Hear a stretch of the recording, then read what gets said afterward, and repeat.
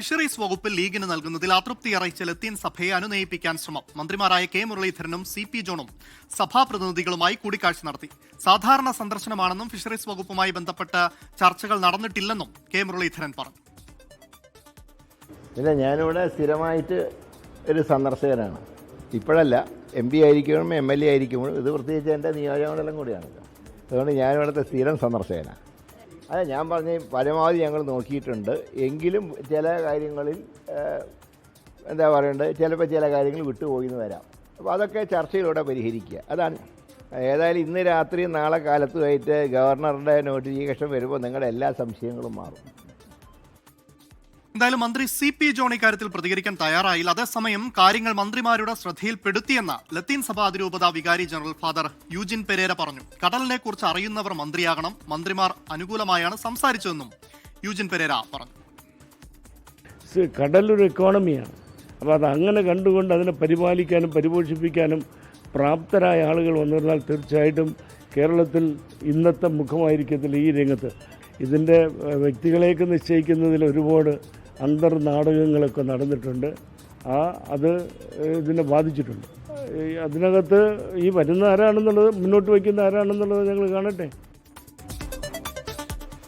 വിനേഷ് കുമാറുണ്ട് തിരുവനന്തപുരത്ത് നിന്നും. വിനേഷ് കുമാർ, ഇപ്പോഴും ഈ വകുപ്പ് വിഭജനം ഒരു കീറാമുട്ടിയായി തുടരുകയാണ്. അതിൽ ഏറ്റവും വലിയ പ്രതിസന്ധി എന്ന് പറയുന്നത് ഈ വിഷയം തന്നെയാണ്. ഫിഷറീസ് വകുപ്പ് ഒരു വലിയ പ്രതിസന്ധിയാണ്. പ്രത്യേകിച്ച് ലത്തീൻ സഭയുടെ ഈ ഇടപെടലൊക്കെ ഉണ്ടായിക്കൊണ്ടിരിക്കുമ്പോൾ നിലവിൽ ഈ കൂടിക്കാഴ്ചയുടെ വിശദാംശങ്ങൾ എന്തൊക്കെയാണ്? അമൽ, എന്തായാലും മുസ്ലിം ലീഗിനകത്ത് പ്രധാനമായും മുസ്ലിം ലീഗിന് ഈ ഫിഷറീസ് വകുപ്പ് കൊടുത്തതിനെ ചൊല്ലിയുള്ള തർക്കം UDF-നകത്ത് വലിയ രീതിയിലുണ്ട്. കാരണം അതിലിപ്പോൾ ഈ ലത്തീൻ കത്തോലിക്കയുടെ ഒരു ഇടപെടൽ, ലത്തീൻ സഭ പരസ്യമായി തന്നെ ഇതിൽ പ്രതികരണവുമായി രംഗത്ത് വന്നതിന് പിന്നാലെയാണ്. കാരണം അവർ മുഖ്യമന്ത്രിക്ക് നിവേദനം കൊടുക്കുന്നത് ഉൾപ്പെടെയുള്ള കാര്യങ്ങൾ പോയി. അതായത് ഈ ഫിഷറീസ് വകുപ്പ് നൽകേണ്ടത് മുസ്ലിം ലീഗിന് ഒരു കാരണവശാലും നൽകാൻ പാടില്ല, ഇത് CP ജോണിനോ അല്ലെങ്കിൽ ഷിബു ബേബി ജോണിനെ പോലുള്ള മന്ത്രിമാർക്ക് നൽകണം എന്നുള്ളൊരു നിലപാടാണ് സ്വീകരിച്ച്. ഇതിൻ്റെ പിന്നാലെയാണ് ഇപ്പോൾ മന്ത്രിമാരായ കെ മുരളീധരനും അതുപോലെ തന്നെ CP ജോണും ഇവിടെ ഈ ലത്തീൻ സഭാ ആസ്ഥാനത്തെത്തി ഇവിടെ ബിഷപ്പായ തോമസ് നെറ്റോ, ഫാദർ ക്രിസ്തുദാസ്, അതുപോലെ തന്നെ ഫാദർ ബീഡ് മനോജ് എന്നിവരുമായിരുന്നു കൂടിക്കാഴ്ച. ഈ കൂടിക്കാഴ്ചയിൽ പ്രധാനമായും അത്തരത്തിലുള്ള സംഭവങ്ങളൊന്നും ഈ കൂടിക്കാഴ്ചയിൽ ഈ വിഷയം ചർച്ച ചെയ്തില്ല എന്ന് തന്നെയാണ് കെ മുരളീധരൻ സംസാരിച്ചത്. എന്നാൽ CP ജോൺ ഇക്കാര്യത്തിൽ പ്രതികരിക്കാൻ തയ്യാറായില്ല. അതിന് പിന്നാലെ ആണിപ്പോൾ അദ്ദേഹം ഒരു പിതാവ് സംസാരിക്കാൻ തയ്യാറാവുകയും അദ്ദേഹം പറഞ്ഞിരിക്കുന്ന ഇക്കാര്യം ചർച്ച ചെയ്തിരുന്നു, ഇക്കാര്യം മന്ത്രിമാരുടെ ശ്രദ്ധയിൽപ്പെടുത്തിയിട്ടുണ്ട്, അനുകൂലമായൊരു നിലപാടാണ് അവർ സ്വീകരിച്ച് എന്നും പറയുന്നുണ്ട്. എന്തായാലും മുസ്ലിം ലീഗ് ഇക്കാര്യത്തിൽ അതിന് അത്രത്തോളം പ്രധാനമായൊരു വകുപ്പ് ലഭിക്കുകയാണെങ്കിൽ ഫിഷറീസ് വിട്ടുകൊടുക്കാൻ തയ്യാറാണ് എന്നുള്ളൊരു നിലപാട് അവർ സ്വീകരിച്ചു കഴിഞ്ഞു എന്നാണ് മുസ്ലിം ലീഗിൽ നിന്ന് നമുക്ക് ലഭ്യമാവുന്ന ഒരു വിവരം. എന്തായാലും ഈ ഒരു വകുപ്പ് വിഭജനം കീറാമുട്ടിയായിരിക്കുകയാണ്. മറ്റു പല വകുപ്പുകളിലുള്ള പോലെ തന്നെ പ്രശ്നം ഇതിനകത്തുമുണ്ട്.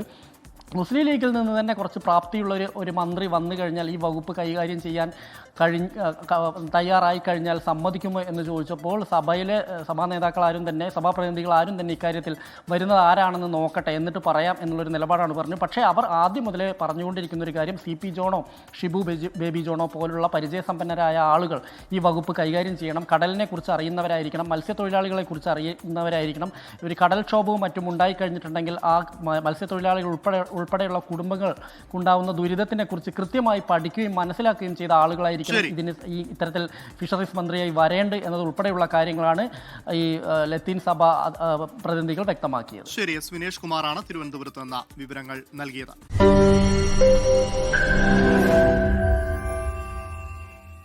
ലോകത്തെവിടെയായാലും ഏത് സമയത്തും 24 വാർത്തകളും ഓഗ്മെന്റഡ് റിയാലിറ്റി പാക്കേജുകളും എക്സ്പ്ലെയിനറുകളും വിശദമായി കാണാൻ ഞങ്ങളുടെ YouTube ചാനൽ നിങ്ങൾക്ക് സബ്സ്ക്രൈബ് ചെയ്യാം.